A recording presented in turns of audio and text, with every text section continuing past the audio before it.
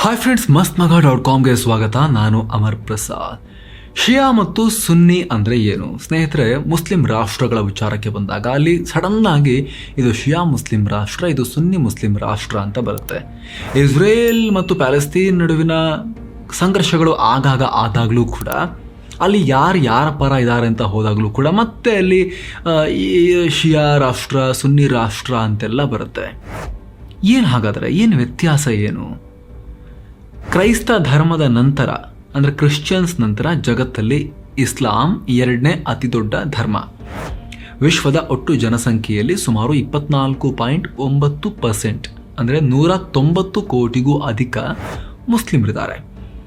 ಇವರಲ್ಲಿ ಪ್ರಮುಖವಾಗಿ ಶಿಯಾ ಹಾಗೂ ಸುನ್ನಿ ಅನ್ನೋ ಎರಡು ಪ್ರಮುಖ ಡಿವಿಷನ್ ಇದೆ. ಇಸ್ಲಾಂ ಧರ್ಮದ ಅಡಿಯಲ್ಲಿ ಬರೋ ಈ ಸಮುದಾಯಗಳು ಅನುಸರಿಸೋ ಧಾರ್ಮಿಕ ನಂಬಿಕೆ, ಕಾನೂನು, ಸಂಪ್ರದಾಯಗಳು ವ್ಯತ್ಯಾಸಗಳಿವೆ. ಹಾಗಿದ್ರೆ ಶಿಯಾ ಹಾಗೂ ಸುನ್ನಿ ಮುಸ್ಲಿಮರು ಏನು ವ್ಯತ್ಯಾಸ? ಯಾರವರು? ಎರಡು ಸಮುದಾಯಗಳಿಗೂ ಎಷ್ಟೆಲ್ಲ ವಿಭಿನ್ನತೆ ಇದೆ? ಹೇಗೆ ಈ ಎರಡು ಡಿವಿಷನ್ಸ್ ಕ್ರಿಯೇಟ್ ಆಯಿತು? ಹೀಗೆ ಸುನ್ನಿ ಮತ್ತು ಶಿಯಾ ಸಮುದಾಯಗಳ ಬಗ್ಗೆ ಕಂಪ್ಲೀಟಾಗಿ ತಿಳ್ಕೊಳ್ಳೋ ಪ್ರಯತ್ನವನ್ನು ಈ ವಿಡಿಯೋದಲ್ಲಿ ಮಾಡೋಣ. ಕಡೆ ತನಕ ಮಿಸ್ ಮಾಡಿದೆ ನೋಡಿ.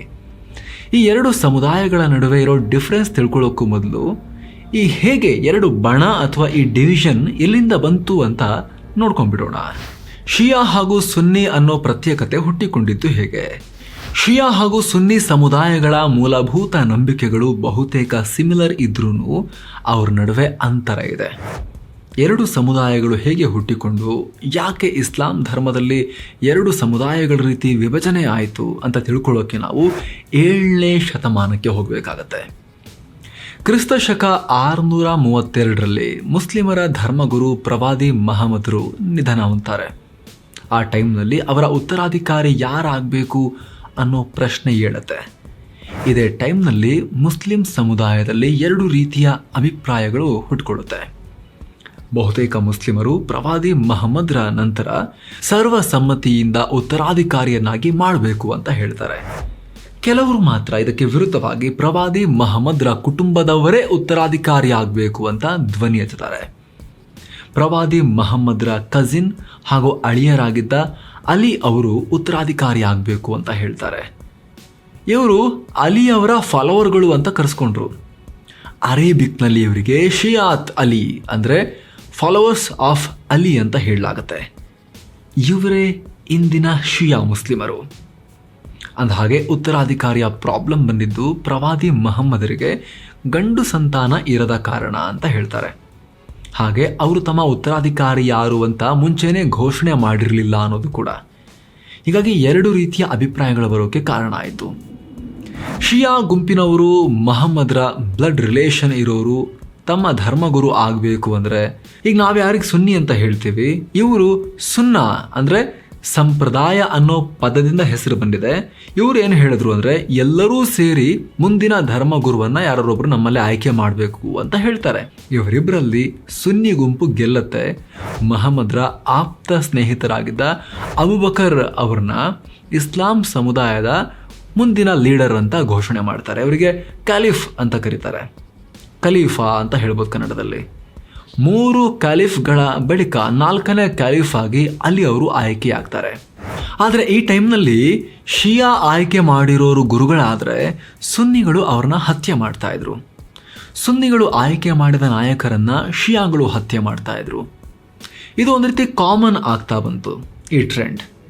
ಕ್ರಿಸ್ತ ಶಕ 661ರಲ್ಲಿ ಅಲಿ ಅವ್ರನ್ನ ಹತ್ಯೆ ಮಾಡಲಾಗತ್ತೆ. ಕೇವಲ ಧಾರ್ಮಿಕತೆಯನ್ನು ಕಂಟ್ರೋಲ್ ಮಾಡೋದಷ್ಟೇ ಈ ಎರಡು ಗುಂಪುಗಳ ಉದ್ದೇಶ ಆಗಿರುತ್ತೆ.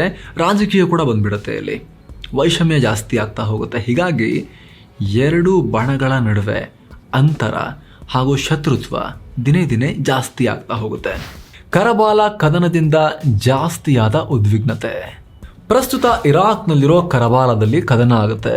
ಅಲ್ಲಿ ಶಿಯಾ ಹಾಗೂ ಸುನ್ನಿಗಳ ನಡುವೆ ದ್ವೇಷ ಹೆಚ್ಚಾಗೋಕ್ಕೆ ಕಾರಣ ಆಗುತ್ತೆ ಆ ಘಟನೆ.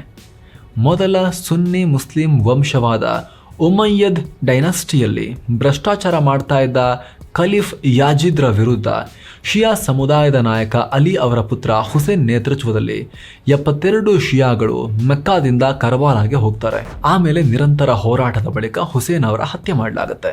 ಆಮೇಲೆ ಅವರ ಶಿರವನ್ನು ತಗೊಂಡೋಗಿ ಸುನ್ನಿ ಖಲೀಫ್ ಅವರಿಗೆ ಉಡುಗೊರೆಯಾಗಿ ಸಿರಿಯಾ ರಾಜಧಾನಿ ಡಮಾಸ್ಕಸ್ಗೆ ತರಲಾಗುತ್ತೆ. ಇವಾಗ ಸಿರಿಯಾದ ರಾಜಧಾನಿ ಡಮಾಸ್ಕಸ್ ಅದು.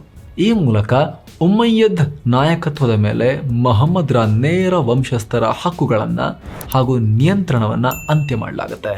ಬಳಿಕ ಹುಸೇನ್ ಅವರು ನಿಧನರಾದ ದಿನವನ್ನು ಶಿಯಾ ಮುಸ್ಲಿಮರು ಪ್ರತಿ ವರ್ಷ ಮೊಹರ್ರಂನ 10ನೇ ದಿನದಂದು ಅಶೌರಾ ಅಂತ ಆಚರಣೆ ಮಾಡ್ತಾರೆ.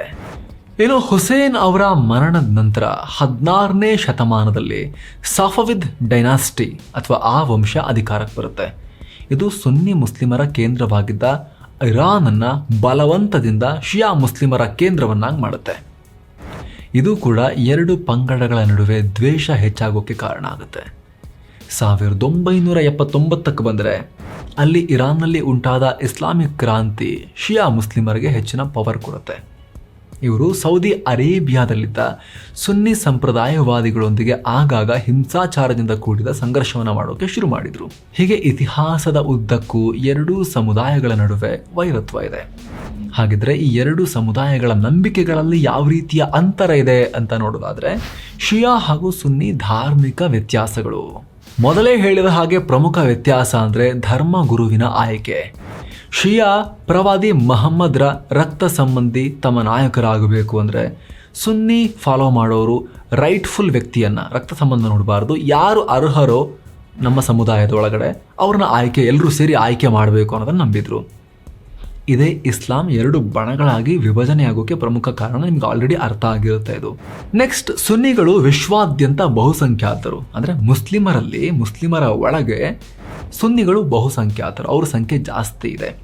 ಪಾಕಿಸ್ತಾನ ಸುನ್ನಿ ಮೆಜಾರಿಟಿ ಕಂಟ್ರಿ, ಬಾಂಗ್ಲಾದೇಶ ಸುನ್ನಿ ಮೆಜಾರಿಟಿ ಮುಸ್ಲಿಂ ಕಂಟ್ರಿ, ಇಂಡೋನೇಷ್ಯಾ ಸುನ್ನಿ ಮೆಜಾರಿಟಿ ಮುಸ್ಲಿಂ ಕಂಟ್ರಿ, ಅಫ್ಘಾನಿಸ್ತಾನ್ ಸುನ್ನಿ ಮೆಜಾರಿಟಿ ಮುಸ್ಲಿಂ ಕಂಟ್ರಿ, ಕೆಲವು ರಾಷ್ಟ್ರಗಳು ಇರಾನ್ ಶಿಯಾ ಮೆಜಾರಿಟಿ, ಅದೇ ರೀತಿ ಇನ್ನೊಂದಷ್ಟು ರಾಷ್ಟ್ರಗಳಿವೆ, ಇರಾಕ್ ಶಿಯಾ ಮೆಜಾರಿಟಿ, ಸಿರಿಯಾದಲ್ಲೂ ಕೂಡ ಶಿಯಾಗಳಿದ್ದಾರೆ ಸ್ವಲ್ಪ.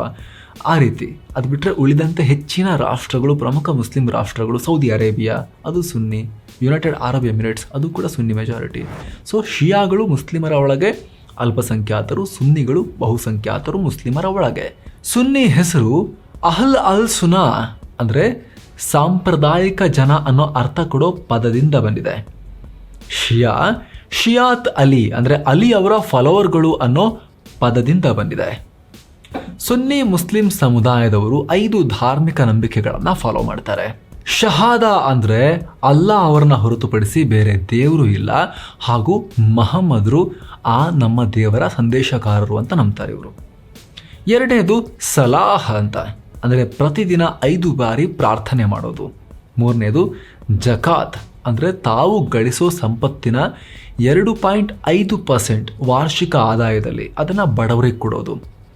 ನಂಬರ್ 4 ಸಾಮ್ ಅಂತ ಅಂದರೆ ರಂಜಾನ್ ತಿಂಗಳಲ್ಲಿ ಸೂರ್ಯೋದಯದಿಂದ ಸೂರ್ಯಾಸ್ತದವರೆಗೆ ಉಪವಾಸ ಮಾಡೋದು.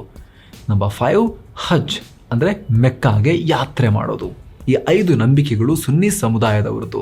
ಇನ್ನು ಶಿಯಾಗಳು 7 ಧಾರ್ಮಿಕ ನಂಬಿಕೆಗಳನ್ನು ಹೊಂದಿದ್ದಾರೆ. ಅದರಲ್ಲೂ ಅಗೇನ್ ಈ ಎಲ್ಲ ಅಂಶಗಳು ಬರುತ್ತೆ. ಕಾಮನ್ ಯಾವ್ಯಾವುದು ಅಂತ ಹೇಳಿದ್ರೆ ಸಲಾ, ಜಕಾತ್, ಸಾಮ್, ಹಜ್, ಸುನಿಲ್ ಬರೋದು ಇವರಲ್ಲೂ ಕೂಡ ಬರುತ್ತೆ.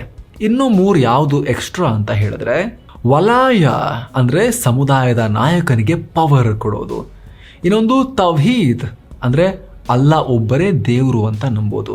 ಏನು ಜಿಹಾದ್ ಅಂದರೆ ತಮ್ಮ ಧರ್ಮಕ್ಕಾಗಿ ತಮ್ಮ ಧಾರ್ಮಿಕ ನಂಬಿಕೆಗಳನ್ನು ಫಾಲೋ ಮಾಡೋದಕ್ಕಾಗಿ ಎಲ್ಲ ಪ್ರಯತ್ನಗಳನ್ನು ಮಾಡೋದು ಅಂತ. ಇನ್ನು ಪ್ರತಿದಿನ ಮಾಡೋ 5 ಬಾರಿಯ ಪ್ರೇಯರ್ ಇರುತ್ತಲ್ಲ, ಅದನ್ನು ಶಿಯಾಗಳು ಕಂಬೈನ್ ಮಾಡಿ 1+2+2 ಸೆಟ್ನಲ್ಲಿ 3 ಬಾರಿ ಮಾಡ್ತಾರೆ. ಆದರೆ ಸುನ್ನಿಗಳು 5 ಟೈಮ್ ಮಾಡ್ತಾರೆ, ತುಂಬ ರೇರ್ ಆಗಿ ಕಂಬೈನ್ ಮಾಡ್ತಾರೆ. ಹಾಗೆ ಶಿಯಾಗಳು ಸಮಾಧಿಯಲ್ಲಿ ಪ್ರಾರ್ಥನೆ ಮಾಡೋದನ್ನು ಎನ್ಕರೇಜ್ ಮಾಡ್ತಾರೆ, ಆದರೆ ಸುನ್ನಿಗಳು ಇದನ್ನು ಕಂಪ್ಲೀಟಾಗಿ ವಿರೋಧಿಸ್ತಾರೆ. ಹೀಗೆ ಕೇವಲ ಕೆಲ ವಿಷಯಗಳಲ್ಲಿ ಮಾತ್ರ 2 ಸಮುದಾಯದಲ್ಲಿ ವ್ಯತ್ಯಾಸಗಳಿವೆ. ಉಳಿದ ಎಲ್ಲ ಮೂಲಭೂತ ನಂಬಿಕೆಗಳು ಸೇಮ್ ಇವೆ. ಆದರೆ 2 ಸಮುದಾಯಗಳ ನಡುವೆ ವೈರತ್ವ, ದ್ವೇಷ, ಪರಸ್ಪರ ಅಪನಂಬಿಕೆ ಮಾತ್ರ ಬಹಳ ಹಿಂದಿನಿಂದ ಹಾಗೆ ಕಂಟಿನ್ಯೂ ಆಗಿದೆ. ಶಿಯಾ ಬಹುಸಂಖ್ಯಾತರಿರೋ ಕಡೆ ಸುನ್ನಿಗಳ ಮೇಲೆ ದಾಳಿಗಳೆಲ್ಲ ನಡೀತಾ ಇರುತ್ತೆ. ಹಾಗೆ ಸುನ್ನಿ ಮುಸ್ಲಿಮರು ಬಹುಸಂಖ್ಯಾತರಿರೋ ಕಡೆ ಶಿಯಾಗಳ ಮೇಲೆ ದಾಳಿ ಗಲಾಟೆ ನಡೀತಾ ಇರುತ್ತೆ. ಈ ಶಿಯಾ ಮತ್ತು ಸುನ್ನಿಗಳ ನಡುವಿನ ವೈರತ್ವ ಮತ್ತು ಗಲಾಟೆಗೆ ಎಕ್ಸಾಂಪಲ್ ಕೊಡ್ತಾ ಹೋದರೆ ತುಂಬ ಸಿಗುತ್ತೆ. ಪ್ರತಿನಿತ್ಯ ಒಂದಲ್ಲ ಒಂದು ದಾಳಿ ಮತ್ತು ಗಲಾಟೆಯ ಘಟನೆಗಳು ಜಗತ್ತಿನಾದ್ಯಂತ ವರದಿ ಆಗ್ತಾನೆ ಇರುತ್ತೆ. ಯಾರು ಬಹುಸಂಖ್ಯಾತರು, ಯಾರ ಸಂಖ್ಯೆ ಎಷ್ಟು? ಆಲ್ರೆಡಿ ಹೇಳಿದ್ವಿ, ಸುನ್ನಿಗಳು ಜಾಸ್ತಿ, ಮುಸ್ಲಿಮರಲ್ಲಿ ಶಿಯಾಗಳು ಕಮ್ಮಿ ಅಂತ. ಬಟ್ ನಂಬರ್ ವೈಸ್ ನೋಡಿದ್ರೆ ಸ್ವಲ್ಪ ಮುಸ್ಲಿಮರಲ್ಲಿ 90% ಸುನ್ನಿಗಳಿದ್ದಾರೆ, 10%ನಷ್ಟು ಶಿಯಾಗಳಿದ್ದಾರೆ. ಅಂದರೆ 170 ಕೋಟಿಗೂ ಅಧಿಕ ಮುಸ್ಲಿಮರು ಸುನ್ನಿ ಪಂಥವನ್ನು ಫಾಲೋ ಮಾಡೋರಿದ್ರೆ ಶಿಯಾ ಅನುಯಾಯಿಗಳು 18ರಿಂದ 23 ಕೋಟಿ ಇದ್ದಾರೆ. ಶಿಯಾ ಮುಸ್ಲಿಮರು ಇರಾನ್, ಇರಾಕ್, ಬಹ್ರೇನ್ ಹಾಗೂ ಅಜರ್ಬೈಜಾನ್ನಲ್ಲಿ ಜಾಸ್ತಿ ಇದ್ದರೆ ಸುನ್ನಿ ಸಮುದಾಯದವರು ಮೊರಾಕೋನಿಂದ ಹಿಡಿದು ಇಂಡೋನೇಷ್ಯಾ ತನಕ 40ಕ್ಕೂ ಅಧಿಕ ದೇಶಗಳಲ್ಲಿ ಬಹುಸಂಖ್ಯಾತ ಮುಸ್ಲಿಮರಾಗಿದ್ದಾರೆ. ಭಾರತದ ವಿಚಾರಕ್ಕೆ ಬಂದರೆ ಭಾರತದಲ್ಲಿರುವ ಮುಸ್ಲಿಮರಲ್ಲಿ ಸುನ್ನಿಗಳು ಅಗೇನ್ ಇಲ್ಲೂ ಕೂಡ ಸುನ್ನಿಗಳೇ ಬಹುಸಂಖ್ಯಾತರು. 13%ನಷ್ಟು ಜನ ಮಾತ್ರ ಭಾರತದ ಮುಸ್ಲಿಮರ ಒಳಗೆ 13%ನಷ್ಟು ಶಿಯಾ ಫಾಲೋ ಮಾಡೋರಿದ್ದಾರೆ. ಅಗೇನ್ ಆಗಲೇ ಹೇಳಿದ ಹಾಗೆ ಪಾಕಿಸ್ತಾನ ಕೂಡ ಸುನ್ನಿ ಬಹುಸಂಖ್ಯಾತ ಮುಸ್ಲಿಮರನ್ನು ಹೊಂದಿರೋ ದೇಶ. ಸೊ ಫ್ರೆಂಡ್ಸ್, ಇದಾಗಿತ್ತು. ತುಂಬ ದಿನಗಳಿಂದ ನಮ್ಮ ವೀಕ್ಷಕರು ಕೇಳ್ತಾ ಇದ್ರು, ಪದೇ ಪದೇ ರೀತಿ ಶಿಯಾ ಸುನ್ನಿ ಅಂತ ಬರ್ತಾ ಇರುತ್ತಲ್ಲ, ಏನು ವ್ಯತ್ಯಾಸ, ಏನು ಮುಸ್ಲಿಮರ ಒಳಗೆ ಇರುವಂಥ ಈ ವಿಭಿನ್ನತೆ ಏನು ಅನ್ನೋದನ್ನು ನೀವು ತಿಳಿಸ್ಕೊಡಿ ಅಂತ. ಅದನ್ನು ನಿಮ್ಮ ಮುಂದಿಡುವಂಥ ಪ್ರಯತ್ನ. Thank you so much. ಮತ್ತೆ ಭೇಟಿ ಆಗ್ತಿರೋಣ. ನಮಸ್ತೆ.